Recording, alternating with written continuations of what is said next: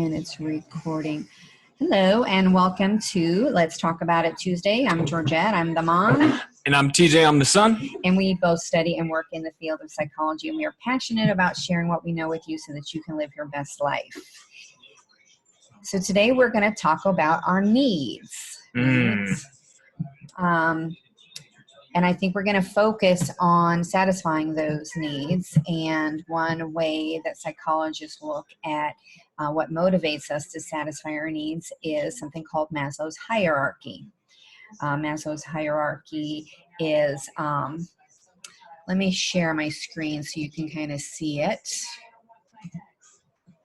It's a pyramid, or it's usually depicted as a pyramid, and like most pyramids, you have to have a solid base as you move up. And so the first level of needs that we need to satisfy would be physiological needs. So those needs would motivate behavior to help us survive. So things like air, food, drink, warmth, shelter, sex, sleep, all would qualify as physiological needs. All right. And while we're going through this, we're going to kind of connect it to, behavioral activation, all that other cool stuff. So keep in mind, we talked about air, food, drinking water, and all that good stuff. So it's not necessarily just making sure that we have these just in the basic sense of, survival, but also what type of food are we intaking, right? What type of fluids are we drinking, right? How much, sleep are we getting, right? Because it's really hard to get to the eventual top of all the fulfillment and that happiness feeling that we crave so much without making sure that we're eating healthy, that we're drinking water, that we're doing all the basic physiological needs. Because the more that physiologically you feel like you're in danger just because of the stress you put on your body, the harder it's going to be for you to feel safe from a psychological standpoint, right? So it's not just eating whether to eat a six-pack or not getting a six-pack. It's now eating a little bit better from the aspect of how much it plays into the neuroscience and plays into our psychology. Right. And when you think about what you just said, you're really just focusing on one of those physiological needs. So this is huge. This really is huge and important. We don't often think about the feeling of being satiated, right? We know hunger and we know full, but we don't always know just what we need, right? So it's a really interesting topic.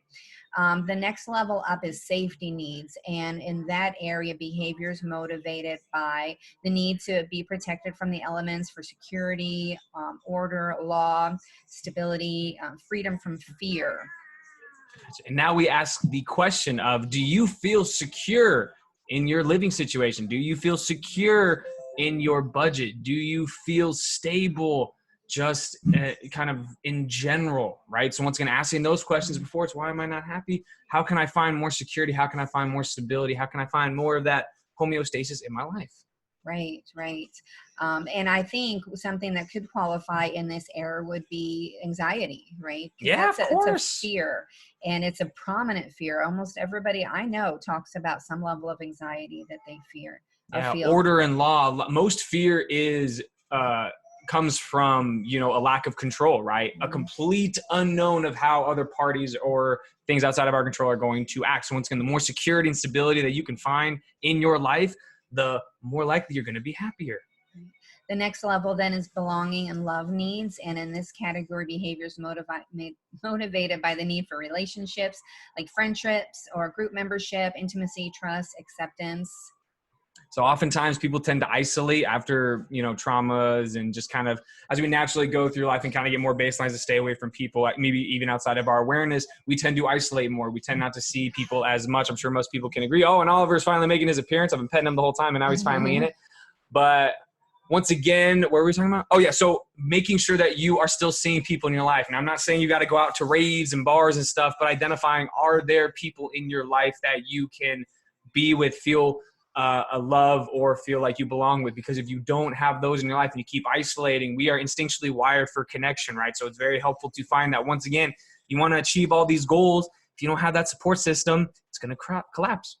Even those of us who consider ourselves introverts have a need in this area. Don't think that you don't. Don't think that because you're an introvert, you get away with not having to satisfy that need. Esteemed needs then is the next level up. And in that category, behaviors motivated by a need for establishing one's sense of self, increasing one's competence, earning respect and prestige. I don't have much to go off of that one. I mean, yeah. Cognitive needs, then above that, behaviors motivated by a need for acquiring knowledge and understanding, curiosity, exploration, need for meaning, predictability. So cognitive needs, right? We have to establish goals or things that we like to do to advance us from a cognitive standpoint, right? One of those being is learning, right? It's always good to learn a new thing or to find something where you have to really, really fine tune and focus in on. An example that my mom likes to do is crocheting, right? That is a cognitive need, right? Playing games on your phones and other things like that, but just where your mind can get focused in and let go or not necessarily hear some of the subconscious emotions and all those other things as well. So how can you keep your mind learning? How can you keep your mind active? Not just watching Netflix all day, but I'm trying to improve on a cognitive aspect of my desires, which kind of helps with the esteem, right? You need to believe that you can learn. You need to believe that you're good enough for it in order to do it. So that would make sense that would go right before. Right. And these that are kind of grayed out are Maslow's revised hierarchy. So we don't often see those, but we wanted to throw those in there to give you as much information as we could.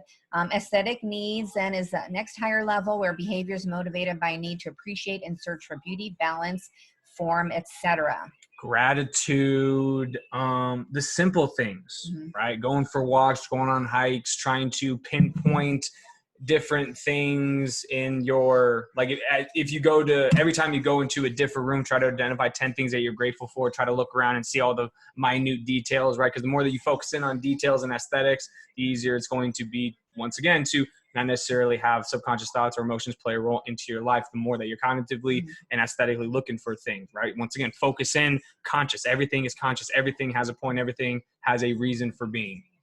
Right. And when we think about aesthetic needs, when I think about my ongoing goal of trying to become healthier, certainly I could not meet this aesthetic need, to feel good about and comfortable in my own skin if I wasn't satisfying some of those lower level needs. Well, that's point blank the whole reason why I wanted to do this one specifically, right? Because cognitive needs and aesthetic needs, obviously I'm used to the smaller ones, so I wasn't really prepared for those. But for as far, we'll go back down, please.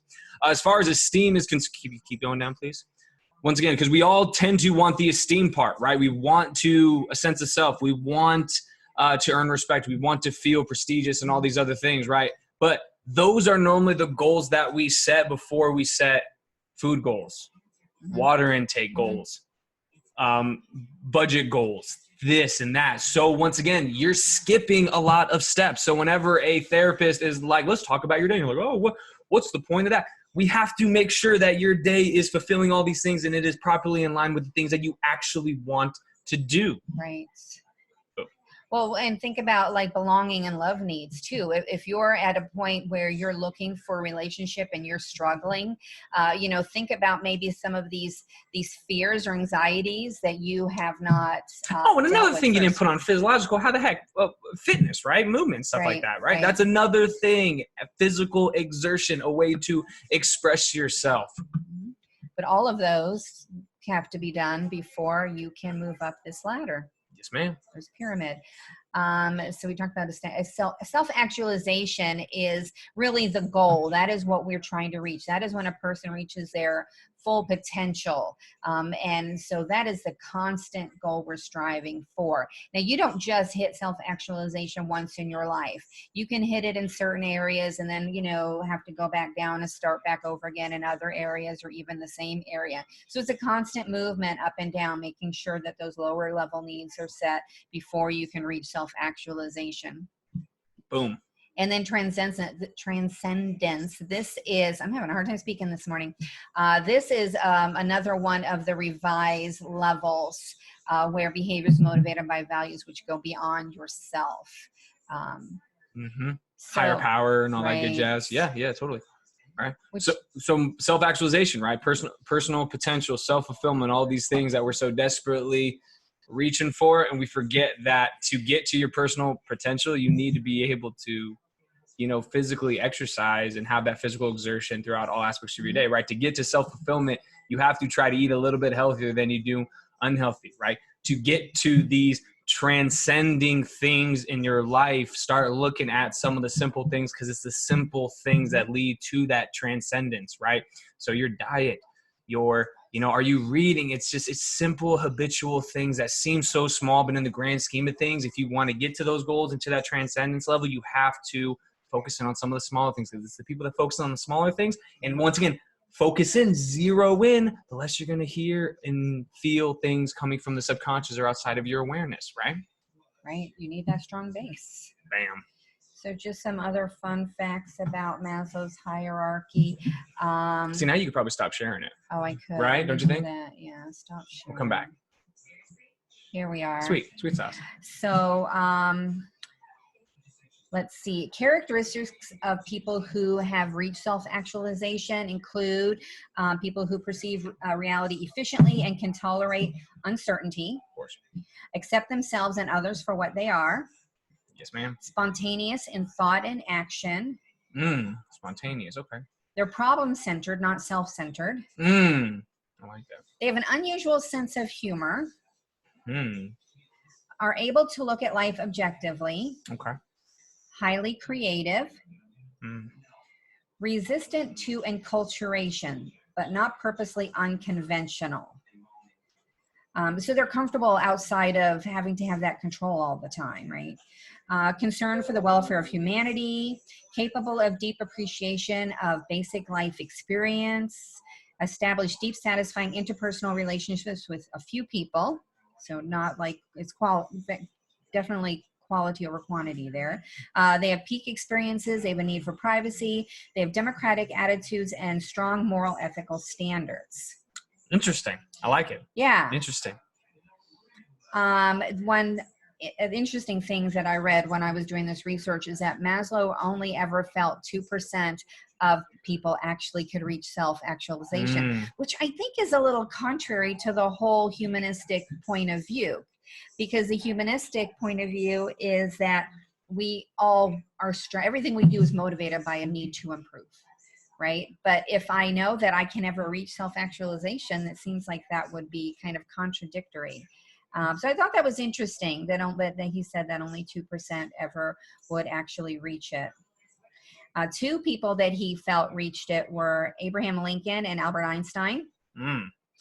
And that list that I gave you, those were characteristics that he found when he looked at 18 people that he identified as being having reached self-actualization. So those were unique characteristics of those 18 people. So I thought that was kind of interesting. All right. To try to get yourself to self-actualization, experience life like a child with full absorption and concentration. And, we walked this morning and it kind of rained on us, and a lot of people would be, oh gosh, I got to get home. It's raining, right? But why? Like, it was such a great experience. I almost felt kid-like walking in the rain. Who does that anymore? It's those little things we need to appreciate. Try new things instead of sticking to safe paths. Listening to your own feelings and evaluating experiences instead of the voice of tradition, authority, or the majority. So that's that risk taking that we talk about. Tradition, authority, or the majority. That sounds like a good line. It does. Avoid pretense or game playing and be honest. Be prepared to be unpopular if your views do not coincide with those of the majority. Take responsibility. Taking responsibility and working hard on things you should do, and try to identify your defenses and have the courage to give them up. Yeah. So this week, we'd like you to think about some of those lower level needs that you are, I'm having a hard time this morning, that you're not meeting, because those are very likely what's preventing you from reaching those higher goals that you have. You gosh darn right. All right. Until next, let's talk about it Tuesday. Have a great week. And recording off.